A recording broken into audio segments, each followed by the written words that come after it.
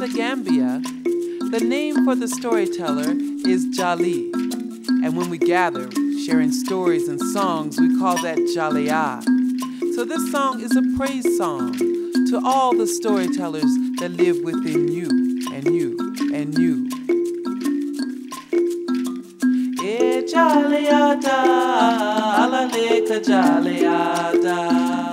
Sometimes, and very often, people ask me, Opalanga, how did you come into storytelling? How did you choose storytelling as your life profession? And, I always say, I didn't. I think storytelling chose me. There were a lot of things on my list, and storytelling was not one of them. I was very shy. I was always taller than my friends.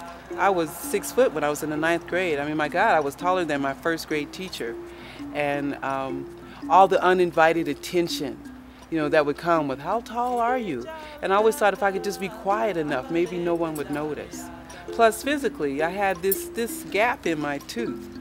And in my family's lore, despite the fact that my grandmother had a gap in her tooth and my mother had a gap in her tooth and both had them closed, because in my family's lore, they say that a person with a gap in their tooth is a sign of being a great liar.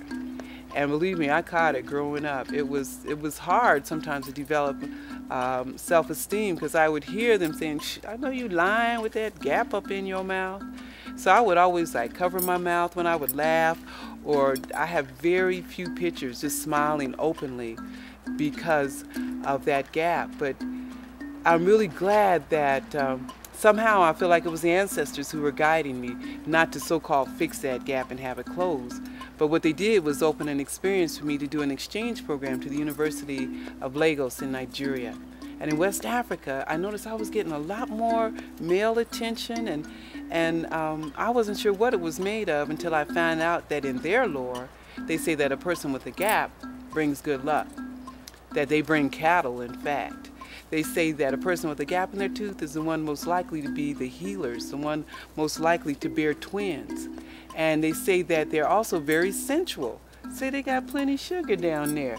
So, I ask you, if given a choice of being a liar or bringing the sugar, which line would you get in? Well, it took probably a couple of years before I came back to the Gambia. And there, they call this gap Sakala Yala. Now you must understand, in the Gambia, the people are predominantly Muslim. Their highest god is Allah. So when they say Sakala Yala, that means the opening of God. And I take it as a charge, as a call, to use that opening of God, to use stories as a source of transformation. Because what changed for me was not my gap. What changed was the story about my gap. And it changed me profoundly. So when I returned back to Colorado, I was smiling openly, laughing. I'm taking pictures every time I can to get my gap up in here.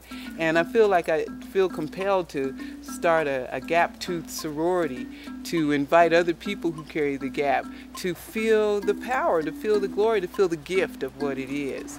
And I think that's also been my call to storytelling as a tool for personal development, to be a conduit, to be the possibility of using story as transformation to turn something bad into something good.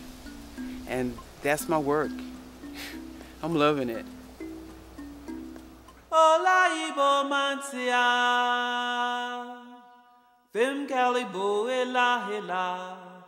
Simbo Mansia.